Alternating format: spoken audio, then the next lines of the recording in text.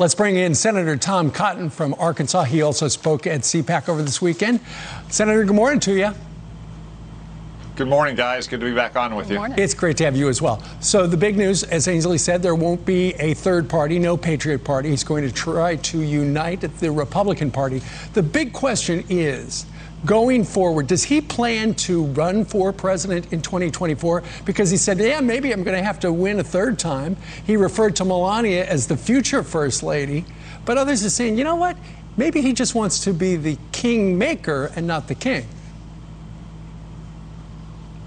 Well, Steve, I thought the president turned in a very strong performance yesterday, reminding a lot of his strongest supporters why they backed him so strongly over the last 6 years, speaking about the American First agenda, highlighting Joe Biden's terrible immigration policies that's created a surge at our border of migrants trying to get into the country and halting all deportations, standing up for our veterans and giving them better care and rebuilding our military. That was a theme not just of President Trump's speech, a theme of my speech on Friday and a lot of other speakers all weekend long. Those are the things that unite our party, and those are the things that anyone who aspires to leadership in our party, whether they're running for president 4 years or Congress next year, all the way down to local offices, I think will rally behind as we go forward into the next set of elections.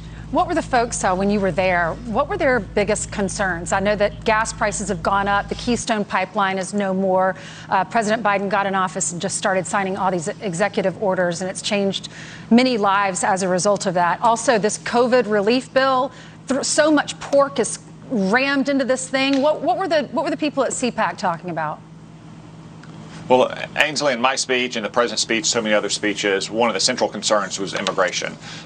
President Trump put America first when it came to immigration. He stopped illegal aliens at our border, especially at the height of a pandemic. He put a preference for American workers getting American jobs rather than bringing in guest workers. That was a consistent theme of his speech, of my speech, and so many other speakers. A lot of other concerns, as you say, gas prices are going up. People worried about the cost of living, worried about their jobs. They want all the country to be open again as case rates continue to fall and the vaccine becomes more widely available to all Americans. Those are all issues on which the Biden administration is getting a failing grade. You know, it's interesting, Senator, because I think these are quite obvious, disastrous. I mean, 1.9 trillion when 9% goes to the actual pandemic, when the economy is turning around. And when you see what's happening at the border, 13,000 unaccompanied minors, all-time record in May, and not a good record. But yet 6 out of 10 in a Harris poll give President Biden positive approval ratings, which I'm stunned by. But let's focus on illegal immigration. What are they going to do? I mean, what is happening now at the border, let alone the wall that's stopped, the message that's being sent? They cannot handle all these people, and now they have to confront the fact that the things they criticize President Trump on, which is putting unaccompanied minors into facilities, is exactly what they're in the middle of doing right now. And it's going to get worse. Yeah. Their facilities now, back in the Trump era, they were cages, of course. This crisis at our border is entirely a crisis of Joe Biden's making. You cannot run a campaign saying that you're going to give amnesty to illegal aliens, that you're going to reinstitute catch and release, that you're going to provide free health care to illegal aliens and not expect a massive surge at our border. Look, we already have thousands of people showing on our border in February after Texas just had one of the worst winter storms in memory. What do they think it's going to be like in 60 days when it's springtime in Mexico and in South Texas? The only thing that the Biden administration can do is reverse this policy now. They can reinstitute the agreements that we had negotiated with Mexico and other Latin American countries to keep migrants in their country, to let us adjudicate their asylum claims there. They can make it clear that we're going to keep the pandemic closure in effect, that we're going to turn back people at their border. You cannot simply show up at our border and come into the country. But what Joe Biden does is even worse than that. He's going to track down illegal aliens in Mexico that Donald Trump turned away and inviting them to come back. That's not catch and release. That's recruit and release. Yeah. One of the things that's going on up on Capitol Hill, as you well know, is it sounds like the Senate Democrats are going to get rid of, they've been working on a plan B because the parliamentarian told them, nope, under our rules, because we have rules in your chamber, you cannot go ahead and try to jam through that $15 minimum wage business. So instead, they came up with a plan B, which would say that if you're a big company, we're going to put a 5% tax on you if you don't pay people. Here is the president speaking about the package of stimulus on Saturday at the White House. Now the bill moves to the United States Senate, where I hope it will receive quick action. We have no time to waste. If we act now, decisively, quickly, and boldly, we can finally get ahead of this virus. We can finally get our economy moving again. And the people of this country have suffered far too much for too long. Okay, so where are we with this? Well, Steve, one reason I think Joe Biden thinks there's no time to waste is that Democrats can see cases have plummeted since early January.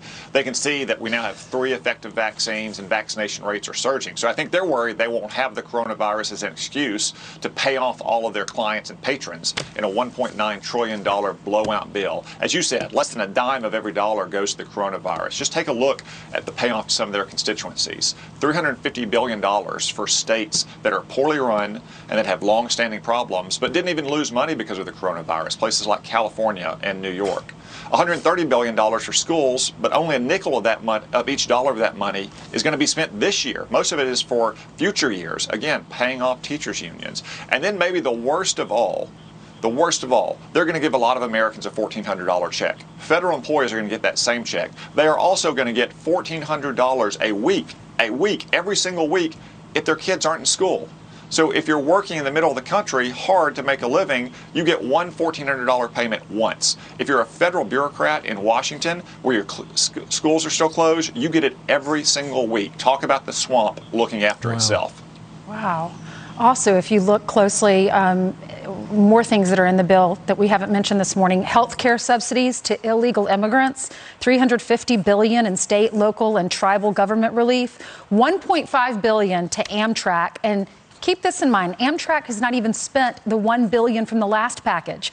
$140 million for a tunnel near Nancy Pelosi's district. Harvard and other higher education institutes receive hundreds of millions of dollars. Senator, Americans work so hard. This is our money. Yeah, it really is outrageous, Ainsley. I'd forgotten about the subsidy for illegal aliens to get health care. Again, what message does that send to all those migrants who want to come to our country that Democrats are going to pass another bill that's going to give more health care subsidies to illegal aliens? Or places like Harvard and Princeton and Stanford are getting full deductibility for contributions to them. We passed measures like that last year designed to help local food pantries or other places that were designed to help people alleviate the poverty that had been created by the coronavirus. Not for some of the richest institutions in America to pad their bottom line. Yeah, so let's look at this bill a little further. So people like Larry Summers, former Treasury Secretary for Clinton, who played a key role for Barack Obama at the Fed, and then you have another guy, Alva Blanchard, a former top economist at the IMF, said this is too much. But on the other hand, you got the current Fed chairman, Jerome Powell, waving off concerns about an over-talked economy producing long-feared inflation. Don't worry about it. Is this because Janet Yellen was his old boss and good buddy? Is this person seeing something we're not? Yeah, this bill is almost entirely unnecessary. It's a Pelosi payoff to the clients and the patrons of the Democratic Party. As y'all said, there's so much money that we appropriated last year that hasn't even been spent yet. And we did that at the beginning and the depths of the pandemic. This is a time when, again, cases are plummeting, vaccination rates are surging, the economy looks to be getting stronger. We can continue to spend the money that was appropriated last year. If there's more needed in a few months, we can come back to it. But a $2 trillion bill right now is nothing but a payoff to Democratic Party clients and patrons. Terrific. All right. Senator Tom Cotton, after a busy weekend down at CPAC, sir, we thank you very much for joining us live. Thank you all. Thanks.